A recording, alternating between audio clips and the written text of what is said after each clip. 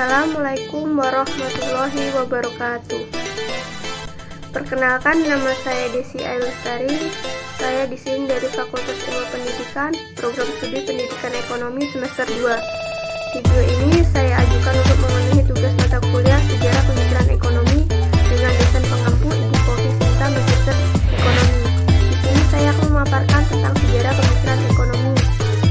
Nah, sejarah pemikiran ekonomi ini dibagi menjadi beberapa subbab atau subtema. Tema yang pertama yaitu pemikiran ekonomi pada masa praklasik. Nah, pada tema ini dibagi menjadi beberapa zaman. Yang pertama itu zaman Yunani kuno, di mana pada masa itu di Athena masih mencerminkan pola pikir tradisi kaum ningrat. Para tokoh ekonomi Plato, Aristoteles, dan Xenophon pendapat bahwa pertanian merupakan dasar dari kesejahteraan ekonomi. Selain itu, pada dasarnya mereka menolak pinjam meminjam uang dengan bunga.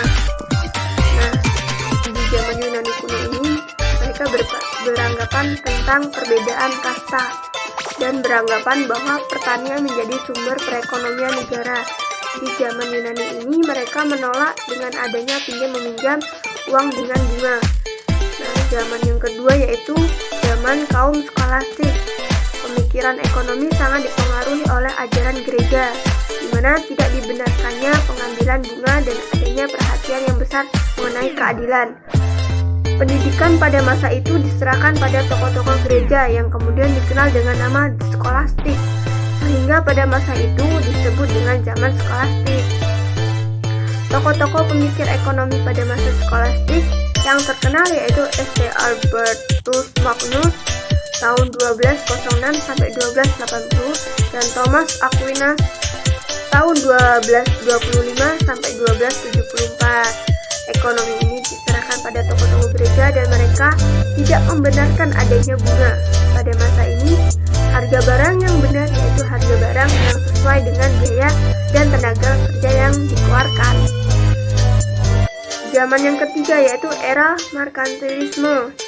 Dalam paham merkantilisme, perdagangan dengan negara lain merupakan suatu cara yang harus dilakukan apabila sebuah negara ingin memajukan negaranya. Pada abad ke-16 ini, banyak dianut oleh negara-negara Eropa seperti Portugis, Spanyol, Inggris, Prancis, dan juga Belanda. Nah, pada masa merkantilisme ini beranggapan bahwa negara itu ekonominya akan maju jika mereka melakukan perdagangan global antar negara. Nah, zaman yang terakhir itu adalah zaman kaum fisiokratis. Pada masa ini disebut dengan mazhab atau aliran. Mereka karena pola dan pemikiran yang disusun oleh golongan fisiokratis sudah berwujud suatu kerangka dasar analisis tertentu mengenai masalah-masalah ekonomi dalam kehidupan masyarakat atau dapat dikatakan telah berstruktur. Nah, pada zaman ini beranggapan bahwa perkembangan ekonomi sesuai dengan hukum alam dan pemerintah tidak perlu ikut campur tangan. Berarti pada zaman ini pemikiran ekonomi itu berjalan dengan sendirinya tanpa ada bantuan dari pemerintah. Untuk tema yang kedua yaitu pemikiran ekonomi kaum klasik, hasil pemikiran dari tokoh pemikiran merkantilisme dan fisiokrat yang menganggap produksi barang dan jasa sebagai sumber utama kemakmuran di suatu negara. Sedangkan untuk menentukan faktor pendorong kemakmuran negara, kaum fisiokrat menganggap alam merupakan faktor paling menentukan kemakmuran di negara. Sebaliknya, Adam Smith menganggap bahwa faktor manusialah yang paling menentukan dalam perekonomian di suatu negara. Dalam pemikiran ini, Smith lebih menekankan penentuan harga ekonomi mikro dalam alirannya. Tema yang ketiga yaitu pemikiran ekonomi kaum klasik lainnya. Yang pertama, menurut teori Robert Malthus, beliau beranggapan bahwa pertambahan penduduk itu lebih cepat 2 kali lipat dibanding pertumbuhan sumber daya makanan dan tanah. Yang kedua, menurut David Ricardo, menjelaskan bahwa pemikiran paling berpengaruh dalam ekonomi kaum klasik mengenai keunggulan perbandingan dari teori nilai. Yang ketiga, menurut Jean Baptiste. Beliau beranggapan bahwa setiap penawaran akan menciptakan permintaannya sendiri. Yang terakhir, menurut John Stuart Mill, beliau berpandangan bahwa campur tangan pemerintah berupa peraturan-peraturan dan kebijakan-kebijakan yang dapat membawa ke arah peningkatan efisien dan penciptaan iklim yang lebih baik dan lebih pantas. Tema yang keempat ini tentang pemikiran ekonomi sosialisme sebelum Marxisme. Pada tema ini dibagi menjadi dua konsep. Konsep yang pertama yaitu konsep sosialisme utopis atau khayalan. Maksudnya, masyarakat di sini berkhayal bahwa kebutuhan pribadi masyarakat itu ditanggung seluruhnya oleh pemerintah. Jadi masyarakat tidak perlu bekerja keras. Untuk konsep yang kedua yaitu konsep sosialisme komunitas. Dalam konsep ini semua khayalan masyarakat terwujud, namun semua tidak bertahan lama karena seperti yang kita ketahui, manusia tidak pernah puas dengan apa yang mereka miliki. Seiring berjalannya waktu, kebutuhan manusia akan selalu bertambah dan bertambah. Tema yang kelima ini yaitu tentang pemikiran ekonomi sosialisme Marx atau Marxisme. Kecaman Marx terhadap sistem kapitalis. Alasannya karena menurutnya sistem ekonomi ini telah melakukan pemanfaatan terhadap kaum buruh. Marx berpendapat bahwa nilai suatu barang dihasilkan dari proses produksi kerja buruh itu sendiri. Sedangkan kapitalis ialah memanfaatkan kaum buruh untuk mendapatkan keuntungan sebesar-besarnya. Tema yang keenam ini tentang pembaruan terhadap Marxisme.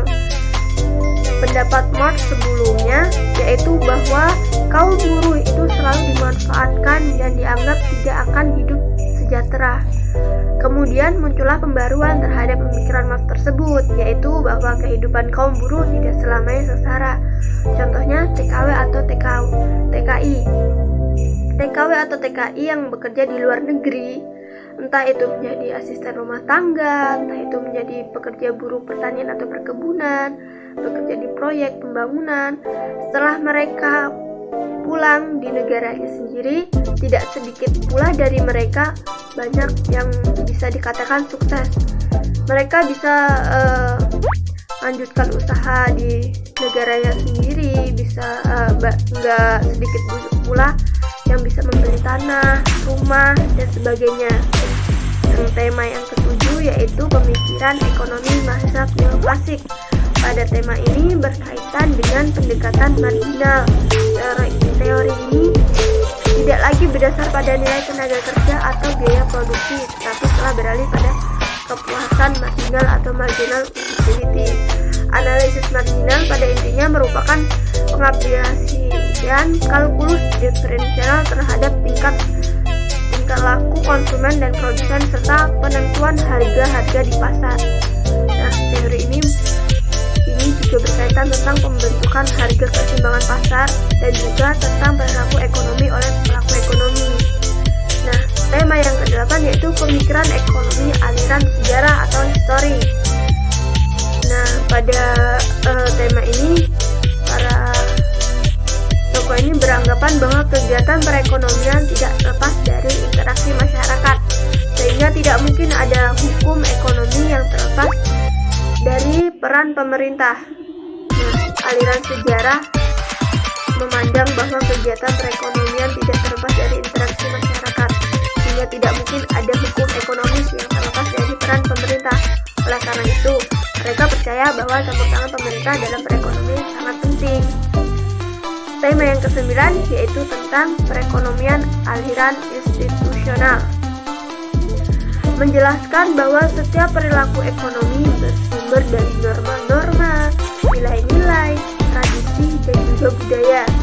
Perilaku seseorang ekonomi juga dipengaruhi oleh institusi tertentu. Tema yang ke-10 yaitu tentang pemikiran ekonomis Keynes. Keynes berpendapat bahwa peran dan campur tangan pemerintah sangat diperlukan dalam perekonomian agar perekonomian berjalan sesuai dengan yang diinginkan. Keynes tidak setuju dengan pandangan klasik yang menyatakan Penawaran akan selalu menciptakan permintaannya sendiri karena permintaan selalu lebih kecil daripada penawaran. Tema yang ke-11, pemikiran ekonomi Neo-Keynes dan Pasca-Keynes. Membahas tentang teori-teori tidak seimbang dalam perekonomian yang berhubungan dengan pertumbuhan dan pendapatan. Pemikiran-pemikiran ekonomi oleh tokoh-tokoh Keynes dalam Pasca-Keynes lebih berupa ide-ide dalam mengembangkan teori-teori Neo-Keynes, tetapi tidak diformulasikan secara sistematis. Neo-Keynes merupakan penerus ajaran Keynes yang banyak berjasa dalam mengembangkan teori-teori yang berhubungan dengan usaha menjaga stabilitas perekonomian. Tema yang ke-12, pemikiran ekonomi moneter. Beranggapan bahwa inflasi disebabkan oleh meningkatnya jumlah uang yang beredar dan jumlah tersebut harus dikurangi peredarannya. Nah, itu tadi pemaparan dari beberapa tema dari sejarah pemikiran ekonomi. Saya kira cukup.